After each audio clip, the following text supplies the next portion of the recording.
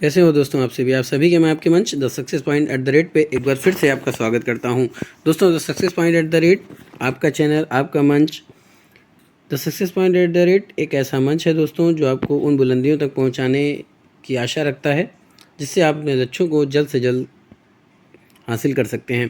दोस्तों, the success point at the rate एक ऐसा मंच, एक ऐसा चैनल है जिस पे हर तरह के टॉपिक का डिस्कशन होता है, हर तरह के सब्जेक्ट का डिस्कशन होता है, हर तरह के सब्जेक्ट के उन महत्वपूर्ण प्रश्नों का डिस्कशन होता है जिससे आपको जल्द से जल्द सफलता मिल सके, आपका लक्ष्य आपको जल्द से जल्द हासिल हो सके। दोस्तों, the success point at the rate का सपोर्ट कीजिए। The success point at the rate आपके लिए बहुत कुछ करने के लिए तैयार है। दोस्तों, the success point at the rate काफ़ी कोशिशों में लगा हुआ है जिससे हम ऐसे टॉपिकों को, ऐसे महत्वपूर्ण प्रश्नों को आपके बीच में लेकर आ सकें जिससे आप कोई भी कॉम्पिटिटिव एग्ज़ाम क्रैक कर सकें, चाहे वो यूपीएससी का हो, यूपीपीएससी का हो या अदर कोई कॉम्पिटिटिव एग्ज़ाम हो। तो the success point at the rate से जुड़ जाइए। The success point at the rate channel को सब्सक्राइब कीजिए, बेल आइकन ऑन कीजिए ताकि नोटिफिकेशन मिलती रहे। वीडियो को शेयर कीजिए, लाइक कीजिए। वीडियो को कैसी लगती है कमेंट में ज़रूर बताएं। जैसा कि आपको पता है दोस्तों, the success point the rate पे हर टॉपिक का डिस्कशन चल रहा है। इससे पहले हम लोगों ने विश्व भूगोल का अध्ययन किया, उससे पहले हम लोगों ने मीडियल हिस्ट्री का, फिर प्राचीन भारत का भी देखा हम लोगों ने। अब आधुनिक भारत का देख रहे हैं और भारतीय संविधान एवं राज्य व्यवस्था पे भी हम लोग का डिस्कशन चल रहा है। तो दोस्तों, आज आधुनिक भारत के अंतर्गत हम देखेंगे 1853 का चार्टर्ड एक्ट के बारे में। आइए देखते हैं। तो प्यारे दोस्तों, 1853 का जो चार्टर एक्ट था वो क्या था, आइए जानते हैं। तो प्यारे दोस्तों, 1853 के चार्टर अधिनियम ने कंपनी को क्राउन के प्रति निष्ठा बनाए रखते हुए भारत में स्थित अपने क्षेत्रों को बनाए रखने और राजस्व के अधिकार प्रदान किए थे। यानी कि जो 1853 का चार्टर अधिनियम था उसने क्या किया था कि जो ब्रिटिश कंपनी थी उसको क्राउन के प्रति निष्ठा बनाए रखते हुए भारत में स्थित जो उसके क्षेत्र थे, ठीक है, उसको बनाए रखने के लिए और राजस्व के अधिकार दिया गया था। बात समझ आ रही? किसको? कंपनी को। ये अधिकार पूर्व के चार्टर अधिनियमों के समान किसी निश्चित समय सीमा में बंधे नहीं थे। यानी कि ये जो चार्टर अधिनियम के समान जो समय सीमा निर्धारित की गई थी, बात समझ आ रही कि नहीं दोस्तों? जैसे कि पहले हम लोगों ने देखा था कि 1793 का, 1813 का, फिर 1833 का, उसमें क्या था, 20-20 वर्षों के लिए बढ़ा दिया गया था अधिनियम को। पर इसमें ऐसी कोई समय सीमा नहीं थी, बल्कि तब तक के लिए प्रदान किए गए थे जब तक ब्रिटिश संसद अन्यथा निर्देश न दे दे।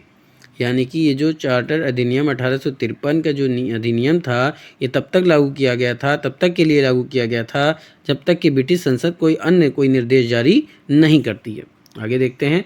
1853 के चार्टर एक्ट 1852 की सेलेक्ट कमेटी की जांच रिपोर्ट के आधार पर तैयार किया गया था। यानी 1853 का जो चार्टर एक्ट था वो 1852 की जो सेलेक्टिव कमेटी थी उसने जो रिपोर्ट पेश की थी संसद में उसके आधार पर तैयार किया गया था। राजा राम मोहन राय की इंग्लैंड यात्रा और Bombay association, Madras native association की फिर याचिकाओं का परिणाम 1853 का चार्टर एक्ट था। बात समझ आ रही? यानी कि जो राजा राम मोहन राय की इंग्लैंड यात्रा थी और बॉम्बे एसोसिएशन व मद्रास नेटिव एसोसिएशन की जो याचिकाएं दी गई थी उनके परिणाम के बदौलत 1853 का चार्टर एक्ट बनाया गया था। बात समझ में आई दोस्तों? यहाँ तक बात क्लियर हो रही? चलिए आगे चलते हैं। अब देखेंगे पहले दोस्तों चार्टर अधिनियम 1853 की पृष्ठभूमि के बारे में। पहले दोस्तों, 1853 का चार्टर एक्ट भारत में ईस्ट इंडिया कंपनी के प्रशासन की प्रभावशीलता और जवाबदेही के बारे में ब्रिटेन में बढ़ती चिंताओं का परिणाम था। यानी 1853 का जो चार्टर एक्ट था वो भारत में ईस्ट इंडिया कंपनी के किस तरह से वो प्रशासन कर रही है उसके प्रभाव और जवाबदेही, यानी वो किस तरह से जवाब देती है उसके बारे में, और ब्रिटेन में बढ़ती चिंताओं का परिणाम था। जो ब्रिटेन में चिंताएं बढ़ रही थीं उसके बारे में परिणाम था। इसके अतिरिक्त भारत में ईस्ट इंडिया कंपनी के शासन की आलोचना भी बढ़ रही थी और सुधार की मांग हो रही थी। यानी इससे पहले जितने भी अधिनियम बनाए गए थे उस अधिनियम में इतनी कमियां थीं कि उसकी क्या हो रही थी, भारत में आलोचनाएं हो रही थीं, उसके सुधार की मांग होने लगी थी। तब जाकर के चार्टर अधिनियम 1853 की पृष्ठभूमि को तैयार किया गया था। आइए आगे देखते हैं उसके अंतर्गत, पृष्ठभूमि के अंतर्गत कौन कौन सी अधिनियम आए गए, ठीक है, यानी कि कौन कौन सी योजनाएं उस अधिनियम के अंतर्गत रखी गई थी, कौन कौन से पहलू रखे गए थे, उसके बारे में देखते हैं। पहला है प्यारे दोस्तों, उच्च लागत और व्यावसायिक विलंब, यानी कि बहुत ज़्यादा लागत लगाना और व्यावसायिक विलंब, यानी जो बिजनेस में जो देरी हो रही थी और बहुत ज़्यादा लागत लग रही थी उसके बारे में। निदेशक मंडल और निदेशक मंडल की संलिप्तता के कारण प्रशासनिक क्रियाओं में महत्वपूर्ण वित्तीय बोझ और विलंब हुआ। बात समझ आई, यानी कि जो निदेशक मंडल थे उनकी संलिप्तता के कारण जो प्रशासनिक क्रियाएं थीं, जो प्रशासन करने का जो प्रोसेस था उसमें बहुत सारे वित्तीय बोझ, यानी कि आर्थिक बोझ आप समझ सकते हैं, पैसों का बोझ समझ सकते हैं, और देरी हुई। किसकी वजह से? निदेशक मंडल की संलिप्तता के कारण। ठीक, एक निदेशक मंडल था, उसकी संलिप्तता के कारण ऐसा हुआ था। अब आगे देखते हैं दोस्तों क्षेत्रीय परिवर्तन, ठीक है, जो पृष्ठभूमि है उसके अंतर्गत ये सब आ रहा है। क्षेत्रीय परिवर्तन को देखते हैं। तो पहले दोस्तों क्षेत्रीय परिवर्तन, चार्टर अधिनियम 1833 के पारित होने के बाद ब्रिटिश ईस्ट इंडिया कंपनी ने सिंध, पंजाब और अन्य भारतीय राज्यों जैसे क्षेत्रों पर कब्जा कर लिया था। इन क्षेत्रीय विस्तारों और राजनीतिक बदलावों ने उभरती हुई शासन चुनौतियों से निपटने के लिए सुधारों की आवश्यकताओं को रेखांकित किया।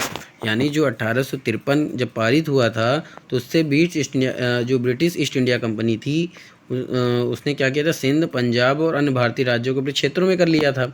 और इन क्षेत्रीय विस्तारों और राजनीतिक बदलावों ने क्या किया था, उभरती हुई शासन चुनौती से निपटने के लिए, यानी कि ये जो उभरती हुई शासन चुनौतियाँ थीं, यानी कि ये समझ लीजिए कि शासन को और अच्छे से चलाने के लिए जो चुनौतियाँ सामने आ रही थीं उनको सुधारने की आवश्यकता को रेखांकित किया था। बात समझ में आई? आगे चलते हैं। अब देखते हैं दोस्तों गवर्नर जनरल की भूमिका। तो ऐसी चिंताएं थीं कि भारत के गवर्नर जनरल जो बंगाल के रूप में कार्य कर रहे थे, बंगाल के पक्ष में पक्षपात पूर्वक निर्णय ले सकते थे और ब्रिटिश भारत में निष्पक्ष शासन के साथ समझौता कर सकते थे। यानी जो ऐसी चिंताएं आ रही थीं कि जो गवर्नर जनरल थे वो बंगाल के गवर्नर के रूप में भी कार्य कर रहे थे और बंगाल के पक्ष में क्या करते थे, निर्णय ले सकते थे, ब्रिटिश भारत में निष्पक्ष शासन के साथ समझौता भी कर सकते थे। आगे देखते हैं। आगे है दोस्तों विकेंद्रीकरण और भारतीयों की भागीदारी की मांग। यानी कि जो विकेंद्रीकरण था और उसमें जो भागीदारी थी भारतीयों की, उसकी मांग हो रही थी। आइए देखते हैं। तो सत्ता के विकेंद्रीकरण और शासन में भारतीयों की भागीदारी की मांग बढ़ रही थी। इन परिस्थितियों को देखते हुए ब्रिटिश संसद ने 1853 में ईस्ट इंडिया कंपनी के चार्टर को नवीनीकृत किया था। यानी कि जब सत्ता के विकेंद्रीकरण और शासन में क्या हो रहा था कि ये ऐसी मांग हो रही थी कि भारतीयों को भी उसमें शामिल किया जाए, भारतीयों की भी उसमें भागीदारी होनी चाहिए। तो ऐसा उसमें मांग होने लगी थी, जिसके वजह से ऐसी परिस्थितियां उत्पन्न हो गई थी कि ब्रिटिश संसद को एक अधिनियम पारित करना पड़ा। और उस अधिनियम में ब्रिटिश संसद ने क्या किया कि 1853 में ईस्ट इंडिया कंपनी के चार्टर अधिनियम को क्या किया, नवीनीकृत किया था, यानी बनाया था। आगे चलते हैं। अब देखते हैं चार्टर एक्ट 1853 की विशेषताओं के बारे में। तो दोस्तों चार्टर एक्ट 1853 की विशेषताएं क्या थी? पहला है प्यारे दोस्तों कि इस अधिनियम ने पहली बार गवर्नर जनरल परिषद की विधायी और कार्यकारी कार्य को अलग कर दिया था। यानी इस अधिनियम ने क्या किया था कि जो गवर्नर जनरल थे उनकी परिषद की जो विधायी शक्तियां थीं, जो कार्यकारी कार्य थे, उनको अलग अलग कर दिया था। यानी विधायी कार्य और कार्यकारी कार्य दोनों को अलग अलग कर दिया था। आगे देखते हैं। आगे दोस्तों इस अधिनियम के अंतर्गत 6 नए सदस्यों को जोड़ने का प्रावधान बनाया गया। यानी कि 1853 के अधिनियम के अंतर्गत नए सदस्यों, कितने, 6 नए सदस्यों को जोड़ने का प्रावधान बनाया गया। इन सदस्यों को विधान पार्षद बुलाया गया। यानी कि जो 6 नए सदस्य जोड़े गए थे उनको क्या बनाया गया, विधान पार्षद बुलाया गया। दूसरे शब्दों में इसने एक अलग गवर्नर जनरल की विधान परिषद की स्थापना की, जिसे केंद्रीय विधान परिषद का रूप माना जा सकता है। यानी कि 1853 अधिनियम ने क्या किया कि गवर्नर जनरल की विधान परिषद की स्थापना की थी, जिससे केंद्रीय विधान परिषद का रूप दिया गया, जिसे क्या कहा गया, केंद्रीय विधान परिषद। इस विधायी विंग ने क्या किया कि ब्रिटिश संसद के समान प्रक्रियाओं को अपनाते हुए एक मिनी संसद के रूप में काम किया यानी कि जो विधायी विंग था उसने क्या किया, ब्रिटिश संसद के समान बहुत सारी प्रक्रियाओं को अपनाया और एक मिनी पार्लियामेंट के रूप में क्या काम किया। बात समझ आ रही है? आगे देखते हैं। 1853 अधिनियम ने क्या किया दोस्तों, सिविल सेवकों का चयन और भर्ती की खुली प्रतियोगिता प्रणाली शुरू की और दीवानी सेवा को भारतीयों के लिए भी खोल दिया गया। बात समझ में? इससे पहले 1853 में क्या किया गया था कि प्रतियोगी परीक्षाओं की मांग की गई थी, लेकिन 1853 में क्या किया गया कि सिविल सेवकों के चयन और भर्ती की एक खुली प्रतियोगिता शुरू की गई और दीवानी सेवा को क्या किया गया, भारतीयों के लिए भी खोल दिया गया। इसमें भारतीयों को भी शामिल होने का मौका मिल गया। आगे चलते हैं। आगे है दोस्तों, पहले की तरह इस चार्टर अधिनियम में किसी विशेष अवधि को निर्दिष्ट नहीं किया गया था। यह एक संकेत था कि किसी भी समय संसद द्वारा नापसंद किए जाने पर कंपनी के नियम को समाप्त किया जा सकता है। जैसा कि पहले के चार्टर अधिनियम में था कि इस अधिनियम में किसी विशेष समय को निर्दिष्ट नहीं किया गया था। पहले तो समय निर्धारित की गई थी कि 20 वर्ष के लिए, पर इसमें ऐसी कोई सीमा निर्धारित नहीं की गई थी। इसका ये संकेत था कि किसी भी समय अगर संसद कोई चीज़ को नापसंद कर देती है तो कंपनी के नियम को क्या किया जाएगा, समाप्त कर दिया जाएगा। और दूसरी तरफ से इस प्रावधान को कंपनी की बढ़ती हुई शक्ति और प्रभाव से जोड़कर भी देखा जा सकता था। दूसरी तरफ ये भी हो सकता था कि प्रावधान को कंपनी की बढ़ती शक्ति, हो सकता हो कि कंपनी कोई ऐसा प्रावधान लाए जिसको संसद क्या करे, मान्यता दे दे और उससे उसका प्रभाव ज़्यादा बन सके। वही चीज़ है कि इस प्रावधान को कंपनी की बढ़ती शक्ति और प्रभाव से जोड़कर देखा जाने लगा। आगे देखते हैं चार्टर अधिनियम 1853 के प्रावधान के बारे में। चार्टर अधिनियम 1853 के कौन कौन से प्रावधान हैं? तो है दोस्तों 1853 के चार्टर एक्ट ब्रिटिश संसद के द्वारा 1793 का चार्टर एक्ट जो ब्रिटिश संसद द्वारा 1793 और 1853 के बीच पारित किया गया था, कई चार्टर एक्ट में से अंकित था। ठीक है, यानी कि 1793 के और 1853 के बीच बहुत सारे चार्ट पारित किए गए। यह एक महत्वपूर्ण संवैधानिक मील का पत्थर था। कौन? 1853। और इसे लाल डलहौजी के कार्यकाल के दौरान पेश किया गया था। ये भी याद रखिएगा, एक प्रश्न पूछा जा सकता है कि चार्टर अधिनियम 1853 का जो प्रावधान था वो किसके कार्यकाल के दौरान पेश किया गया था? तो ये पेश किया गया था पहले दोस्तों लाल डलहौजी के शासनकाल में। याद रखिएगा, बहुत ही इंपॉर्टेंट लाइन है ये। 1853 के चार्टर एक्ट के निम्नलिखित प्रावधान कौन से थे? आइए देखते हैं। पहला प्रावधान, ईस्ट इंडिया कंपनी के चार्टर का अनिश्चितकालीन, यानी जो ईस्ट इंडिया कंपनी का चार्टर था वो अधिनियम था वो अनिश्चित काल तक था। आइए, पहला क्या था? नवीनीकरण। चार्टर एक्ट 1853 ने कंपनी के शासन को बढ़ाया और ब्रिटिश क्राउन के लिए ट्रस्ट के भारतीय क्षेत्रों पर कब्जा रखने की अनुमति दे दी। जैसा कि हम लोगों ने पीछे देखा कि ब्रिटिश क्राउन के लिए क्या किया कि ट्रस्ट में भारतीय क्षेत्रों पर कब्जा रखने की अनुमति यानी अधिकार प्रदान किया। पिछले चार्टर्स के विपरीत इसमें कोई विशिष्ट समयावधि नहीं दी गई। इससे संकेत मिलता था कि संसद किसी भी समय कंपनी के शासन को समाप्त कर सकती है। आगे चलते हैं। अब आगे है दोस्तों शक्तियों का पृथक्करण। तो 1853 के चार्टर अधिनियम ने गवर्नर जनरल की परिषद की विधायी और कार्यकारी कार्यों को अनौपचारिक रूप से अलग कर दिया। यह पृथक्करण ब्रिटिश भारत में अधिक व्यवस्थित और औपचारिक विधायी प्रक्रियाओं के विकास की दिशा में एक महत्वपूर्ण कदम था दोस्तों। आगे देखते हैं। आगे है भारतीय विधान परिषद की स्थापना की गई। चार्टर अधिनियम 1853 में 6 नए परिषद सदस्यों को शामिल किया गया जिन्हें विधान परिषद कहा गया।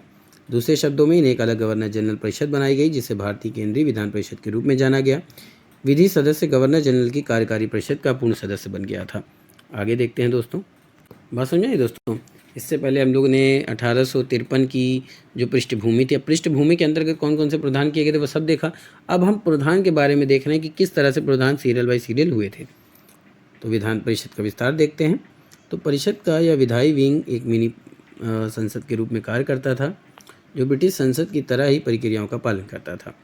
एक प्रकार पहली बार कानून बनाने के सरकार का एक विशेष कार्य माना गया जिसके लिए विशेष मशीनरी और प्रक्रियाओं की आवश्यकता थी। विधान परिषद के सदस्यों में governor general, commander in chief, governor general की परिषद के 4 सदस्य, मुख्य न्यायाधीश और कलकत्ता सुप्रीम कोर्ट के एक नियमित न्यायाधीश, प्रांतीय सरकारों के 4 प्रतिनिधि शामिल थे। यानी जो विधान परिषद बनाई गई थी उनमें जो सदस्य थे वो कौन कौन थे? Governor general, commander and chief, governor general की परिषद के 4 सदस्य, मुख्य न्यायाधीश और कलकत्ता सुप्रीम कोर्ट के एक नियमित न्यायाधीश। और प्रांतीय सरकारों के 4 प्रतिनिधि शामिल थे। बात समझ में आई? आगे देखते हैं। 1853 में प्यारे दोस्तों सिविल सेवा शुरू की गई थी। 1853 की चार्टर अधिनियम ने सिविल सेवकों और चयन भर्ती के लिए खुली प्रतियोगिता प्रणाली शुरू की। इस प्रकार संविदा सिविल सेवा का विस्तार भारतीयों तक भी कर दिया गया। पहले जो सिविल सेवा थी वो संविदा के तौर पर होती थी और इसका विस्तार भारतीयों तक भी सीमित किया गया कि उसमें भारतीय भी शामिल हो सकते हैं। 1854 में मैकाले समिति ने, जिसे भारतीय सिविल सेवा समिति के नाम से भी जाना जाता है, का गठन किया था। आगे देखते हैं। आगे दोस्तों स्थानीय प्रतिनिधित्व की शुरुआत। 1853 के चार्टर ने पहली बार केंद्रीय विधान परिषद में स्थानीय प्रतिनिधित्व की शुरुआत की थी। किसकी शुरुआत की थी? स्थानीय प्रतिनिधित्व की। गवर्नर जनरल की परिषद के 6 नए विधायी सदस्यों में से 4 की नियुक्ति मद्रास, बम्बई, बंगाल और आगरा की स्थानीय सरकारों के द्वारा की गई थी। कहाँ से की गई थी? मद्रास से, बम्बई से, बंगाल से और आगरा से। आगे चलते हैं। निदेशक मंडल की संख्या में कमी। चार्टर अधिनियम 1853 ने क्या किया कि ईस्ट इंडिया कंपनी के निदेशकों की संख्या 24 से घटाकर 18 कर दी गई, जिसमें से 6 को क्राउन के द्वारा नामित किया जाना था। यानी कि जो संख्या थी निदेशकों की वो 24 से 18 हो गई और 18 में से जो 6 थे वो क्राउन के द्वारा नामित किए जाते थे। आगे चलते हैं। आगे दोस्तों विभिन्न प्रेसिडेंसियों की स्थापना। विभिन्न प्रेसिडेंसियों की स्थापना की अवधारणा 1853 के चार्टर एक्ट से हुई थी। इस एक्ट ने कोर्ट ऑफ डायरेक्टर्स को पंजाब राज्य के लिए लेफ्टिनेंट गवर्नर नियुक्त करने का अधिकार दिया था। यानी कि जो विभिन्न प्रेसिडेंसियों की स्थापना की अवधारणा 1853 में क्या हुई? पारित की गई। और इस एक्ट ने क्या किया था कि कोर्ट ऑफ डायरेक्टर्स को पंजाब राज्य के लिए एक लेफ्टिनेंट गवर्नर नियुक्त करने का अधिकार दे दिया। इसलिए 1859 में एक नई प्रेसिडेंसी की स्थापना की गई थी। आगे चलते हैं। देखते हैं दोस्तों सदस्यों के वेतन के बारे में। 1853 के चार्टर अधिनियम ने कंपनी को अपने नियंत्रण बोर्ड के सदस्यों, सचिवों और अन्य अधिकारियों के वेतन का भुगतान करने के लिए जिम्मेदार बनाया। यानी कि 1853 के चार्टर अधिनियम ने कंपनी को अपने नियंत्रण बोर्ड के जितने भी सदस्य थे, जितने भी सचिव थे और जितने भी अधिकारी थे उनके वेतन को देने के लिए क्या बनाया? जिम्मेदार बनाया। फिर आगे है गवर्नर जनरल का अधिकार। आगे देखते हैं। गवर्नर जनरल के अधिकार की बात करें दोस्तों तो 1853 के चार्टर एक्ट ने गवर्नर जनरल को परिषद के लिए उपाध्यक्ष को नामित करने का अधिकार दिया था। यानी जो गवर्नर जनरल को क्या किया था कि परिषद का एक उपाध्यक्ष चुनने की अनुमति दी थी। सभी विधायी प्रस्तावों के लिए गवर्नर जनरल की सहमति आवश्यक थी। कोई भी विधायी अगर प्रस्ताव पारित किया जाता है तो उसके लिए गवर्नर जनरल की सहमति जरूरी थी। आगे चलते हैं। आगे दोस्तों बंगाल के लिए अलग गवर्नर। 1853 के चार्टर एक्ट ने बंगाल प्रेसिडेंसी के लिए अलग गवर्नर की स्थापना की। इसने क्या किया कि बंगाल के गवर्नर को गवर्नर जनरल से अलग कर दिया, जो पूरे भारत के प्रशासन को प्रभारी था। ठीक है, पूरे भारत के जो प्रशासन का प्रभारी था वो कौन था? गवर्नर जनरल होता था। और उसे बंगाल के गवर्नर को गवर्नर जनरल से क्या कर दिया गया? अलग कर दिया गया। आगे चलते हैं। 1853 चार्टर अधिनियम के महत्व के बारे में देखते हैं। तो 1853 के चार्टर एक्ट ब्रिटिश भारत के संवैधानिक इतिहास में एक मील का पत्थर था, जो भारत में ईस्ट इंडिया कंपनी के शासन की सीमित अवधि को रेखांकित करता था। इसके महत्व में शामिल था।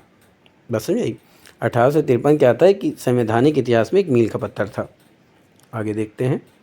आगे है दोस्तों आधुनिक संसदीय प्रणाली की नींव। इस अधिनियम ने अलग विधायी निकाय की स्थापना की, जिसने ब्रिटिश भारत के विधायी विकास की नींव रखी। यह भारत में एक औपचारिक विधायी प्रक्रिया की शुरुआत थी, जो बाद में आधुनिक संसदीय प्रणाली के रूप में विकसित हो गई। योग्यता आधारित सिविल सेवा। आगे देखते हैं। योग्यता आधारित सिविल सेवा क्या थी दोस्तों? तो इस अधिनियम ने सिविल सेवा भर्ती के लिए प्रतिस्पर्धा की शुरुआत की थी, यानी एग्ज़ाम की शुरुआत की थी। इसके परिणाम स्वरूप एक अधिक पेशेवर और कुशल प्रशासनिक प्रणाली विकसित हुई। असल ये थी योग्यता आधारित सिविल सेवा। अब देखते हैं अधिक ब्रिटिश नियंत्रण के बारे में। अधिक ब्रिटिश नियंत्रण क्या था कि इस अधिनियम ने भारतीय शासन पर अधिक ब्रिटिश नियंत्रण स्थापित किया। ईस्ट इंडिया कंपनी के शासन के लिए कोई निश्चित अवधि निर्धारित न करके अधिनियम ने प्रभावी रूप से कंपनी के प्रशासन को ब्रिटिश संसद की प्रत्यक्ष निगरानी के अधीन कर दिया। यानी कि ब्रिटिश कंपनी के जो भी प्रशासन था वो ब्रिटिश संसद के अधीन यानी उनके निगरानी में कर दिया। आगे चलते हैं। अधिकार का हस्तांतरण। बंगाल सरकार ने गवर्नर जनरल पर अपनी पर्यवेक्षी भूमिका छोड़ दी, जिससे यह सीधे ब्रिटिश सरकार की ओर से काम कर सके। अधिकार का यह हस्तांतरण अधिनियम द्वारा लगाया गया एक महत्वपूर्ण परिवर्तन था।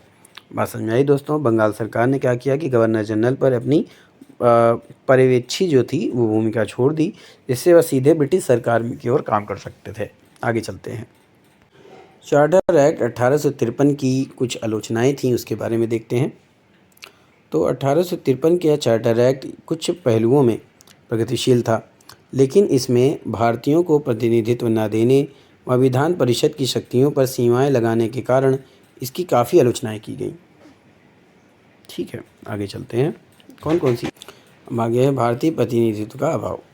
1853 के चार्टर एक्ट की आलोचना विधान परिषद में भारतीय प्रतिनिधित्व को शामिल न करने के लिए की गई थी, जिससे भारतीय आवाज़ें शासन से बाहर हो गईं। इसके अलावा भारतीयों को कार्यकारी सदस्यों के रूप में स्वीकार नहीं किया गया।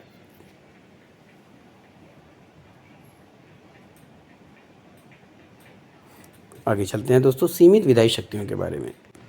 अगला था दोस्तों सीमित विधायी शक्तियाँ। दोस्तों जो विधायी शक्तियाँ थीं उसको संसद के अधीन कर दिया गया, इसकी भी सीमाएँ क्या हो गई, सीमित कर दिया गया। उसके बारे में तो विधायी और कार्यकारी कार्यों को अलग करने के बावजूद गवर्नर जनरल ने क्या किया कि अधिकार नियंत्रण अपने पास रखा, जिससे परिषद की विधायी शक्तियाँ क्या हो गई, सीमित हो गई। आगे भारतीय सिविल सेवा में प्रवेश के लिए बाधाएँ